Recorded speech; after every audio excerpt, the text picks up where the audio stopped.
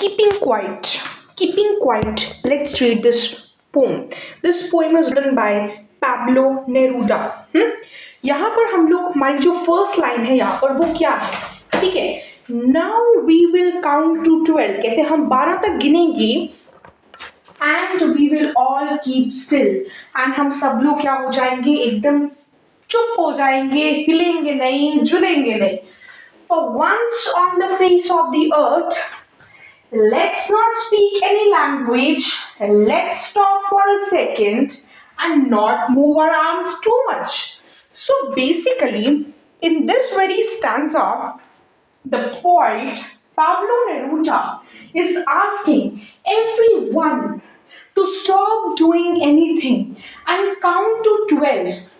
Now, why count to 12? Why not 10? Because 12 might signify unity, right? Like जैसे clock के जो hands होते हैं वो they unite at 12, right? It might refers to the 12. It may be because of the 12 months in the year and all these things you can write. 12 months in the year, okay, and the clocks and they unite at 12. So anything can count to 12, so that 12 might signify unity. तो हो सकता है वो उससे unity की बात करना जो है वो चाह रही हो. And then keep silent. Now we will count to 12 and we will all keep silent. आपको यहाँ तक समझ में आ रहा है क्या? हाँ जी. तो चलिए, है ना. The phrase count to 12 is a symbolic, as I told you, right? Whatever the meaning might be, whatever the meaning might be, चाहे इस चीज का कुछ भी मतलब हो, the poet asks us to be silent. The poet asks us to be silent. We will not speak any language. Let's not speak in language and instead keep silent, which is a universal language. तो poet मानते हैं कि being silent is a universal language and thus a uniting factor. तो अगर सब लोग चुप होंगे और सब एक ही भाषा बोल नहीं रहे, quietness is also a language as considered by the poet. Let us stop for a second, है ना. For once on the face of the earth, है ना. मैं थोड़ा ऊपर चली गई. For once on the face of the, मतलब दुनिया में एक बारी ऐसा कर दो ना यार कि कुछ नहीं बोलो. Let's not speak any language. एक मिनट के लिए, एक सेकंड के लिए रुक जाओ ना आप लोग, है ना. Let and not move our arms much. अपने हाथ बहुत ज्यादा मत हिलाओ. एकदम शांत होके एकदम स्टिल हो जाओ बिल्कुल कुछ सेकंड के लिए. The first stanza, the poet depicts that poet is not in favor of barrier that divides us. इसका क्या मतलब है? बैरियर कहां से आ गए? यूनिटी की बात हो रही है ना यहाँ पर. Count to 12 it is a symbolic जो बता रहा है यूनिटी के बारे में, ठीक है. Let's not speak in any language and stop for a second. Not speaking in any language means being quiet, and if you're quiet, that means you are speaking a universal language. ठीक है. And not move our arms so much. ज्यादा हिलो जुलो मत, ठीक है. अब यहाँ पर आप देख सकते हैं लेट्स दो बार रिपीट हो रहा है दो डिफरेंट लाइंस में, तो it's enough for 12 is a symbolic. And यहाँ पर एजोनेंस नहीं, यहाँ पर आपको एलिट्रेशन दिखाई दे रहा है क्या? एलिट्रेशन दिख रहा है बच्चा. We will that's alliteration. चलिए, it would be an exotic movement, है ना. It would be an exotic movement. Without rush, without engines, we would all be together in a certain strangeness. इसका क्या मतलब है? The poet says that, अब यहाँ पे पहले तो literally devices पर पहले समझ लेते हैं. The poet says that it would be a rare situation where there would be no engines working. क्योंकि अगर humans अपनी arms को still कर लेंगे, that means कोई engines नहीं चल रहे हैं, कोई rush नहीं है, क्योंकि जितने भी जो है लोग अपने जगह पर रुक चुके हैं तो कोई rush भी नहीं है. So exotic means एकदम amazing moment होगी और rare situation होगी. एंड क्योंकि हम क्वाइट होंगे, दैट मीन्स हम एक यूनिवर्सल लैंग्वेज बोल रहे होंगे, तो हम इकट्ठे होंगे. We would all be together. We would all be together in a certain strangeness. In a certain strangeness we would all be together. ठीक है. The poet says that it would be a rare moment, rare situation where there will be no engines, working. If all engines stop, then there would be a sudden and a strange movement, and we would all be quiet, and we would all be united together in a sudden strangeness. ठीक है, world will experience a sudden quietness, है ना. Fisherman in the cold sea would not harm the whales. So fisherman cold sea में it would not harm the whales, and the man gathering the salt would look at his hurt hand. अगर वो man रुकेगा तो वो देखेगा कि यार मेरे salt की वजह से, ऐसे salt में काम करने की वजह से मेरे हाथों का क्या हाल हो गया है. ठीक है, here he is basically giving you the example of the whale which are being hunted by the hunted for the food or trade, है ना. Here he wants everyone to stop for a while to see and feel his achievements. He wants everyone to see and feel कि उनको क्या फर्क पड़ रहा है उस चीज से, है ना. क्या मतलब उन्होंने किसी चीज को अटेन करने के लिए how much have they lost, what have they lost. जैसे फिशरमैन जो है वो फिशेस के लिए ठंडे पानी में खड़ा हुआ है, बहुत ठंडे पानी में खड़ा हुआ है. मैन सॉल्टी फिश अपने हाथ साड़ रहा है, अपने हाथ खराब कर रहा है, हाथ को हर्ट कर रहा है. तो बेसिकली वो हमें इंट्रोस्पेक्ट चाहता है, वो चाहता है कि आप लोग इंट्रोस्पेक्ट करो कि आप क्या कर क्या रहे हो आप, है ना. So basically the poet is saying it would be a rare situation when there will be no engines working. If all engines would stop, then there will be a sudden and strange situation, as the world will experience a sudden calmness. Fisherman will stop and not harm the whales in the sea, है ना.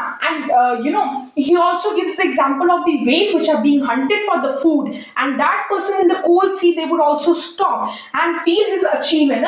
He wants everyone to stop for a while to see and feel his achievements and what have they lost in achieving certain things of the materialistic things. So he wants everyone to stop for a while and introspect. ठीक है, तो heard hand क्या है, alliteration है. ठीक है, without second line में क्या है बच्चा, रेपिटेशन है. वी वुड क्या है, एलिट्रेशन है. सर्टन स्ट्रेंजनेस क्या है, एलिट्रेशन है. तो एलिट्रेशन से बहुत है यहाँ पर. ठीक है, okay.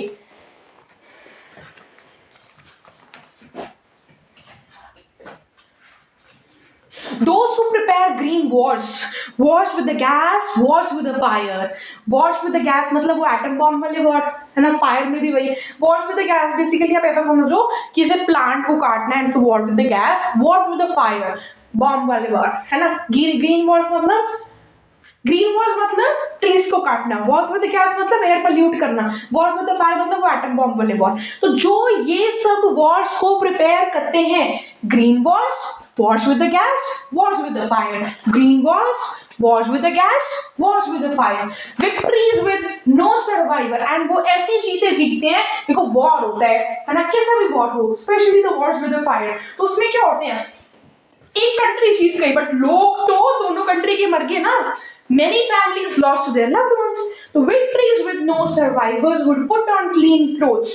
Would put on clean clothes का मतलब ये साफ कपड़े पहन लेंगे. Would put on clean clothes का मतलब है their perspective would change. They would have a new perspective in their life and they would walk about their brothers. And वो अपने जो भाई हैं उनके साथ साथ चलेंगे, उनके अगेंस्ट नहीं जाएंगे. In the shade doing nothing. They would protect them rather. है ना. The poet asks everyone to stop all those activities that are harming the environment, है ना. Like जैसे कि green wars with the gas, wars with the fire. All human beings are they are earning money. Almost all human beings are earning money by damaging the environment with their activities. जैसे कि deforestation, जैसे कि mining, जैसे कि letting the chemical waste in the rivers, है ना. The poet asks us not to do so. He wants us not to do this green wars, not to do deforestation, not to cut trees, not to pollute the air, not to do wars with the gas, not to do wars with the fire, है ना. Not to do so. Request people to not to involve in war as there is no use of victory which has no survivor. And if people understand it, अब ऐसा क्यों बोलते, क्यों नहीं रहेंगे. आप बोलोगे मैम ग्रीन वॉर्स होंगे या वॉर्स विद द गैस होंगे, उसमें तो लोग बच ही रहते हैं ना, उसमें तो रहते हैं लोग. अरे बेटा कैसे रहते हैं, है ना. अगर हम इन्वायरमेंट को हार्म करेंगे तो लोगों को डैमेज पहुंचेगा, तो it would definitely lead to no life on earth eventually, है ना. अब वो कह रहा है what I want, should not be confused with total inactivity. कहता मेरे कहने का मतलब ये नहीं है बिल्कुल ही काम करना बंद कर दो, है ना. What I want should not be confused with total inactivity. ठीक है, मैं ये नहीं कह रहा हूँ एकदम शांत होकर बस बैठ जाओ, मैं कह रहा हूँ एक सेकंड के लिए बस बैठ जाओ. एंड मैं चाहता हूँ अभी एक सेकंड के लिए बस बैठो, थोड़ा सा इंट्रोस्पेक्शन करो. मैं नहीं चाहता तुम लोग मर जाओ, है ना. Life is what it is about. जिंदगी चलती रहेगी, काम आपको करना पड़ेगा. बस थोड़ा सा इंट्रोस्पेक्ट करो कि आप क्या बुराइयां, क्या अच्छे काम है आपकी, क्या अचीवमेंट्स है, उसको एंजॉय करो.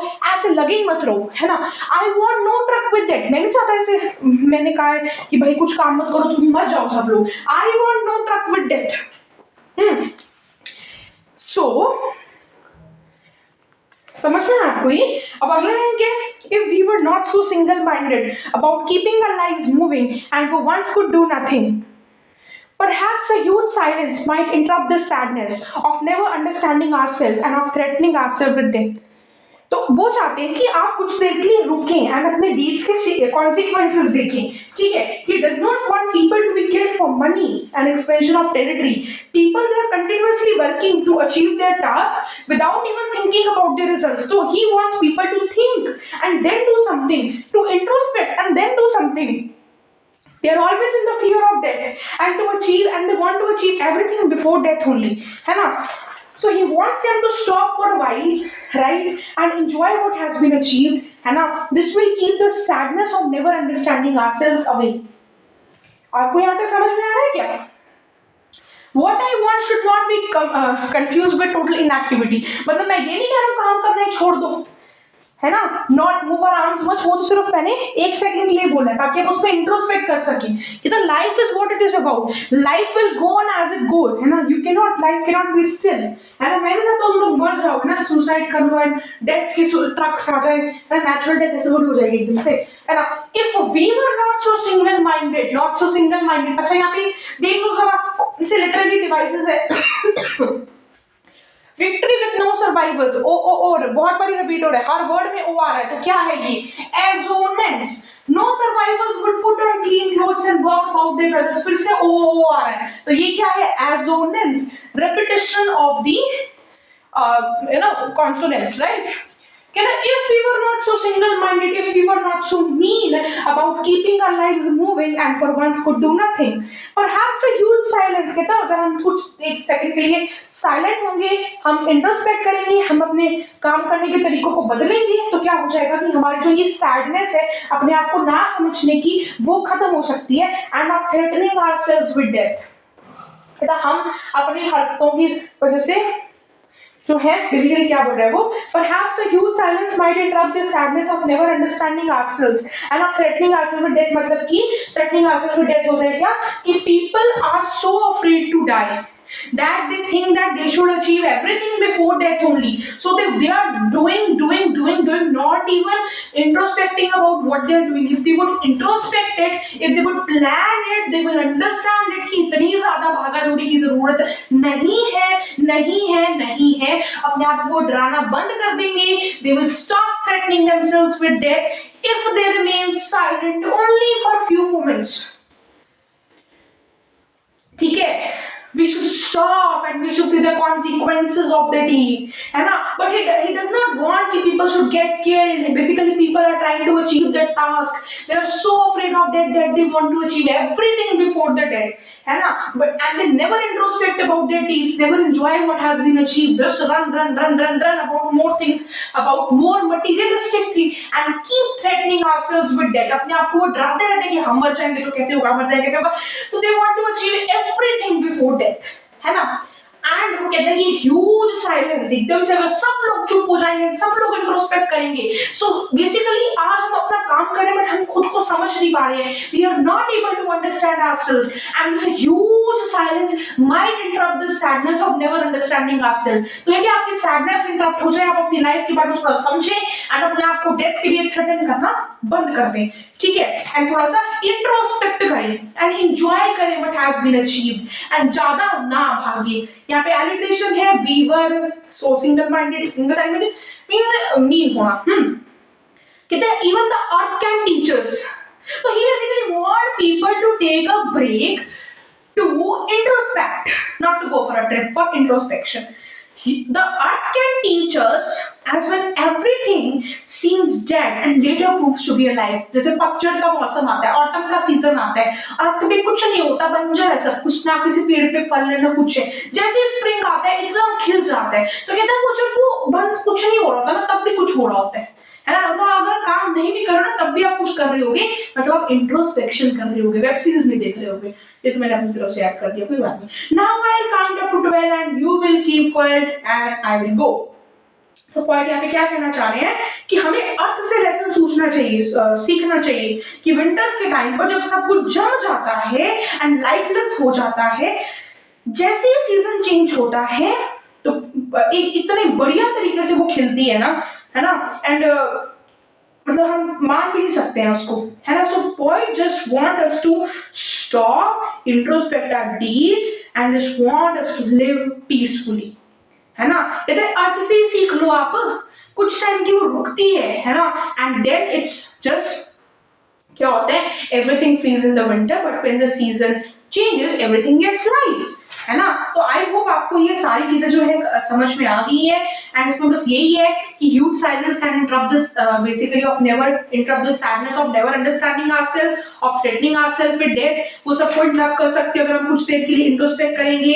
And earth can also teach us a lot many things as everything when seems dead and later proves to be alive, right. But इससे मेरा मतलब ये नहीं है, इनएक्टिविटी से मतलब मेरा मतलब इस पॉइंट से मेरा मतलब ये नहीं है कि आप पूरा इनएक्टिव ही हो जाओ। Life will go as it has to go, ठीक है। तो यहाँ पर हमारी जो ये पोइम है कीपिंग क्वाइट को खत्म हो चुकी है।